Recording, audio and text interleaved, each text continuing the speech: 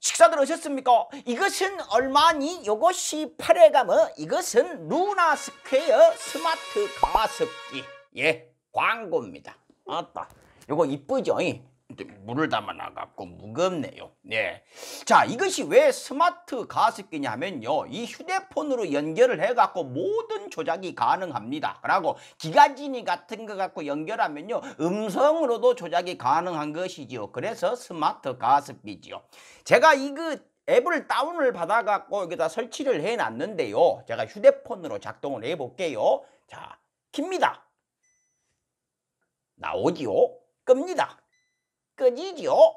킵니다. 켜지지요. 여기서 말이죠, 뭐 온도 조절도 할 수 있고요, 따뜻한 가습 가능하고, 뭐 분무량, 습도, 뭐 자동 취침, 더 노안이 와가지고, 예, 타이머까지 다 여기서 조작이 가능합니다. 그러니까 이전까지 졸려 죽겠는데 이거 조작하고 끄고 다시 뭐 타이머 맞추고 다시 눕고 이럴 필요가 없다는 것이죠. 꺼져. 예. 자, 이것이요, 전기도 덜 먹고, 그리고 습도도 자동으로 감지를 해불고요, 따뜻한 가습으로 했을 시에 세균도 99.9% 죽여본다고 합니다. 그리고 더 기가 막힌 것은요, 음악 켜줘.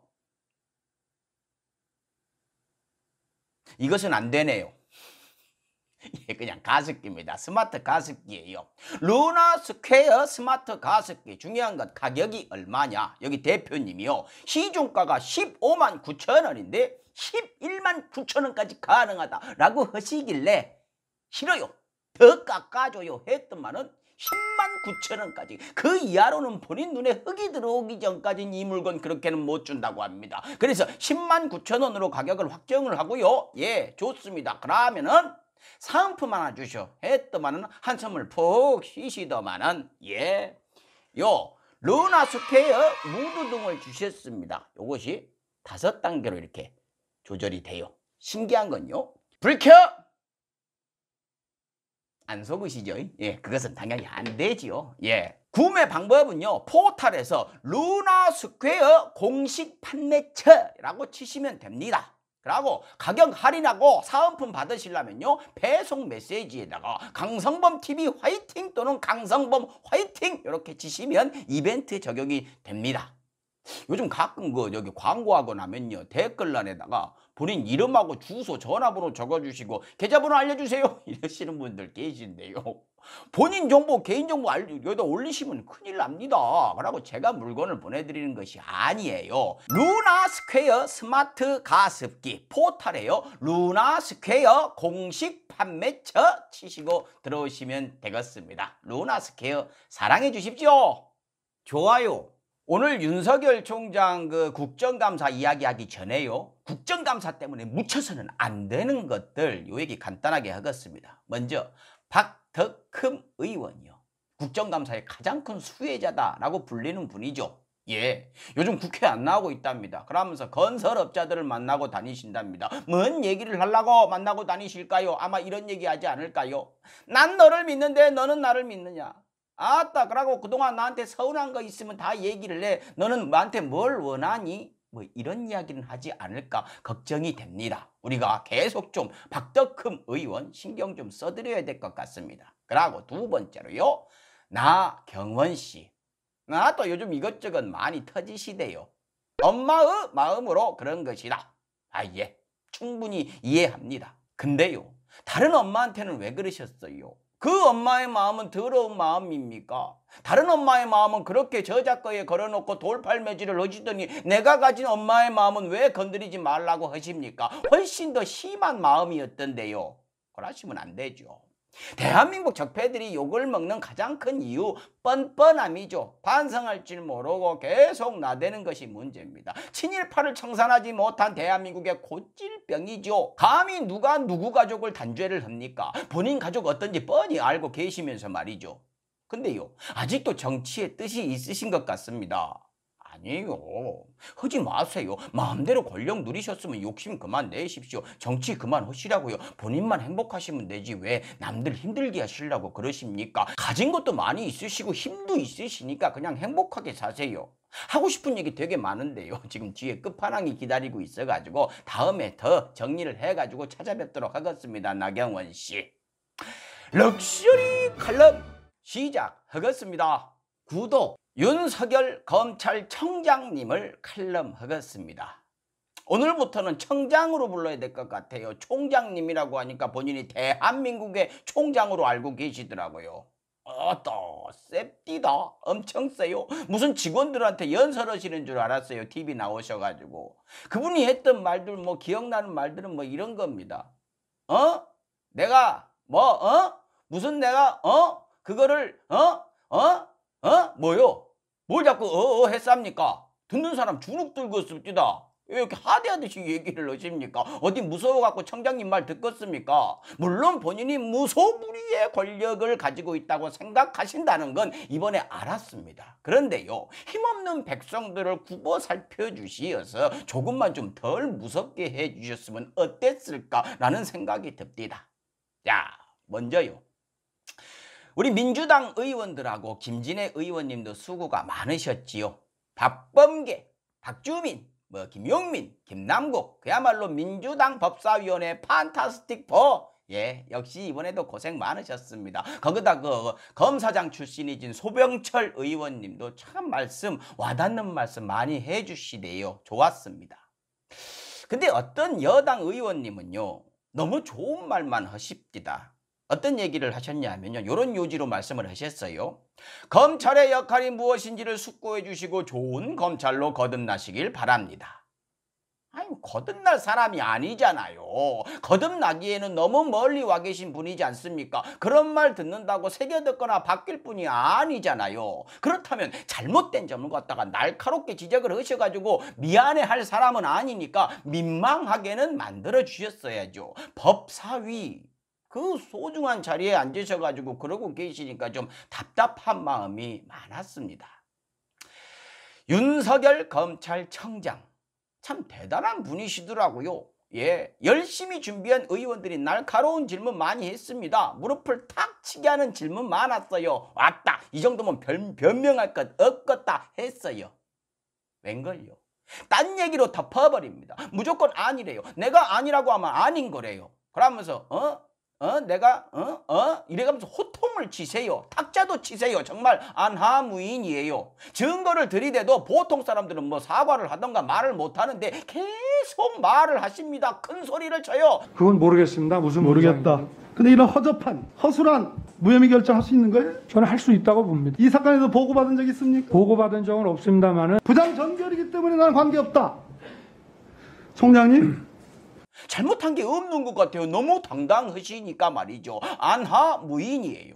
누구랑 만났거나 통화한 사실을 물으면요, 역시나 내가 그런 상대방 입장도 있는데 만난 게 뭐 어때 이런 식으로 또 해요. 자기는 그래도 된대요. 세 번째 얘기합니다. 이분 안하무인이에요. 방법이 없어요. 다 뭉개고 우겨버립니다. 증거까지 들이대면서 잘못했지 않느냐 하는데 아니래요. 그거 아니래요. 그냥 아니래요. 아니라고 하면 아닌 줄 알래요. 와, 다 진짜 대단합니다. 하나하나 그 발언들을 좀 볼까요? 먼저 부하 이야기 좀 해야겠습니다. 검찰총장은 법무부 장관의 부하가 아닙니다. 맞아요. 청장님은 법무부 장관의 부하가 아니었어요. 부하가 맞는데 부하가 아닌 듯이 행동을 하셨어요. 그래서 지휘권 박탈 당하신 겁니다. 원래 부하인데 항명하고 대들고 칼 들이대셨어요. 청장님은요, 부하여야 합니다. 대통령이 상관인 법무부 장관을 임명했고 대통령은 국민이 임명을 했잖아요. 청장님이 국민의 선택을 받은 것이 아니지 않습니까? 그런데 권력은 막강하시지 않습니까? 그 권력을 휘두를 수는 있지만 휘두르게 못하게 할 수도 있는 것이에요. 국민이 임명한 사람이 말이죠. 청장님이요, 이건 해, 이건 하지 마, 그거 만들어봐, 이렇게 했다는 정황들이 차고 넘치는 상황이지 않습니까? 아니, 도대체 무슨 권리로 그렇게 하신 거예요? 청장님이 권력을 마음대로 휘두를 이유가 단 하나도 없어요. 청장님이십니다. 장관의 부하 맞으세요. 다음, 박상기 전 법무장관이 조국 전 장관을 선처해달라고 했다. 다음날 박 전 장관이 바로 반박을 했죠. 뭔 소리냐? 수사에 문제가 있다고 얘기를 했다. 선처란 얘기는 꺼내지도 않았다 라고 반박을 했어요. 이건 윤석열 청장이요, 거짓말을 하려고 했던 게 아닌 것 같아요. 다른 말들을 해갖고 그 얘기를 들었는데도 본인 뇌리 속에는 선처해달라, 선처해주세요, 이렇게 각인이 돼 있었던 것 같습니다. 자존감이 굉장히 크신 분이에요. 대통령이고 자기 위에 장관이고 다 본인이 선처해야 될 상대로 인식하고 계신 것 같아요. 내가 마음먹으면 다 잡아 넣을 수도 있고 봐줄 수도 있어, 이런 생각이신가 봅니다. 박상기 전 법무장관의 이 반박은요, 대부분의 언론들이 뭉개불었죠. 기사 안 써요. 얘기 안 합니다. 그럼 어떻게 됩니까? 사람들은 청장한테 봐달라고 빌었다, 요것으로 기억하겠죠. 이렇게 사람들은 또 흘러갑니다. 다음, 박주민 의원이 물었죠. 총장님, 조선일보 방상훈 사장 만났어요? 안 만나셨어요? 제가 누구 만난 거는 그분의 어떤 그 상대에 저게 동의 없으면은 제가 왜 못하십니까? 조선일보 사장님이 얘기하지 말라고 그랬어요? 아니, 검찰총장님이 눈치를 다 보시는 겁니까? 그렇게 조선일보 사장이 세요? 만났으면 만났다고 하면 되지 왜 말을 못했습니까? 그것은 부적절하다라는 걸 본인도 알고 있다는 것이죠.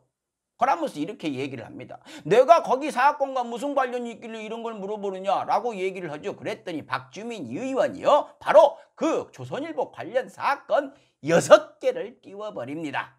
총장님이 서울중앙지검 일대 그 시기에 중앙지검에 계류돼 있었던 TV조선과 조선일보 관련된 사건들입니다. 근데 문제는 이런 비판에 대해서 항상 총장이 어떤 태도 취하시냐면 나는 상관없다, 나는 나니까, 이런 식으로 하신다는 거예요. 검찰의 장이면 그런 사람 만나면 안 되지요. 중앙일보 홍석현 사장을 만났다는 이야기도 있고요. 그렇게 하고 다니셨으니까 지휘권을 박탈당하시지요. 구독. 다음, 이 발언에서요, 전 검찰청장님이 오늘 우기러 나왔구나, 자세 잡았구나 라는 생각이 들었습니다. 확신이 들었어요. 가족들 범죄 의혹에 대해서 가족에 대한 근거 없는 의혹 제기를 한다, 이래서 공직할 수 있겠는가? 라고 말씀을 하십니다. 그러면요, 지금 여기저기서 터져나오고 있는 증거 서류들은 뭐예요? 녹취록 뭡니까? 증인들은 뭐예요? 예? 유감 표명은 안 하시더라도 철저하게 수사를 부탁한다, 이 정도 얘기는 해 주셔야 되는 것 아닙니까? 어떻게 이것을 뭉개버리십니까? 아따, 강단 있으세요. 다음은요, 청장님의 이 말씀 정말 희대의 명언을 남기셨습니다. 조국 전 장관 수사를 할 때 인간적으로 고민이 많았다, 고뇌가 있었다, 개인적으로 힘들었다. 아저씨, 이것이 말이요 막걸리요? 고민이 있고 고뇌가 있었어요. 그래서 수사 시작하자마자 수십 군데를 압수수색해버리고 가족들 사생활 하나하나까지 죄가 안 되는 거 뻔히 알면서 언론에 흘려갖고 망신 주고 모욕하고 조롱하게 만들고 결국 표창장 하나 남아있는데 그것까지도 끝까지 물고 늘어지고 있는 겁니까? 고민이 있고 고뇌가 있고 인간적으로 힘들었던 사람이 이렇게 해요? 말이 안 되지 않습니까? 그것도 본인이 힘들었을 때 그렇게 밀어줬던 사람한테, 힘 실어줬던 사람한테 이렇게 해놓고 고민이 있고 고뇌가 있어요. 하지 말아야 할 말을 하지 마세요. 미안한 마음 없는데 미안한 척 하지 마시라고요. 그러고요, 미안해 하실 이유도 이젠 없어요. 이제 청장님의 시간이 다가오고 있습니다. 이제 본인 수사 받으셔야죠. 딱 조국 전 장관만큼만 본인도 수사받으면 될 겁니다. 그 이상은 바라지도 않을게요. 물론 그 이상의 강한 수사는 존재하지도 않겠지만요. 검찰총장님이 국정감사에서 하신 얘기들을 쭉 들으면서 느낀 것은요, 왜 준비 안 했다, 그냥 나왔다, 이 생각 들었어요. 그냥 싸우러 나오신 것 같아요. 논리, 팩트, 해명 뭐 이런 얘기 없습니다. 그냥 들이대기, 크게 말하기, 뭉개기, 우기기, 책상 치기, 하기, 이런 것만 갖고 오셨어요. 근데 마지막쯤에 하시는 말씀에서 그 이유를 알겠더라고요. 퇴임하고 나면 우리 사회와 국민들을 위해서 어떻게 봉사할지 그런 방법은 좀 천천히 생각해 보겠습니다. 정치하시려고 하시는 것 같아요. 강한 이미지를 심어줘 갖고 말이죠. 환영합니다. 예, 정치판 들어오세요. 얼른 정치 시작하십시오. 지금은 검찰에 계셔갖고 제가 마음대로 말하기가 좀 무섭습니다. 검찰 개혁이 안 돼갖고 검찰 생각만 하면 너무 무서워요. 이제 나오시면 말 좀 편하게 하게요. 근데 정치판 들어오시고 지지율 확인하시면요, 좀 그럴 거예요. 충격 먹지는 마세요. 마음 단단히 먹고 나오셔야 될 겁니다. 바깥 세상이요. 좀 추울 겁니다. 녹록지 않을 거예요. 인생은 실전이란 말을 실감하실 겁니다. 아무튼 국정감사에서 당당하신 모습 잘 봤습니다. 이제 수사도 잘 받으세요. 좋아요. 마지막으로요. 장제원 의원님. 국정감사에서 그 윤석열 청장한테 노무현 대통령을 언급하면서 이런 말씀하셨습니다. 모난돌이 정맞는다라는 노무현 대통령의 말씀이 떠오른다라고요. 노무현 대통령의 그 말씀은요. 독재 정권 시절에 자기 목숨 내놓고 민주화 운동하던 아들, 딸들에게 우리네 부모님들이 그야말로 해줄 수 있는 것 없고 힘 없고 백 없고 억눌렸던 부모님들이 철규하듯이 했던 말입니다. 그 말을 왜 의원님이 갖다 쓰십니까? 솔직히 의원님이 그 부모님들을 언급할 정도로 힘없는 부모 아니시잖아요. 공감은 하십니까? 그 시절 아십니까? 저도 모릅니다만 의원님은 저 모르실 것 같아요. 의원님이 대한민국 민주화에 어떤 공헌을 하셨는지는 모르겠는데요. 무슨 말씀하셔도 괜찮은데요. 노무현 대통령은 함부로 갖다 쓰시면 안 됩니다. 노무현 대통령 밀어붙이는 사람들, 노무현 대통령 그렇게 만든 사람들 지금 응원하고 계신 입장이잖아요. 그러니 선은 좀 지켜주시길 바랍니다. 마치겠습니다. 청장이 청장다워요. 청장이지. 식사하십시오.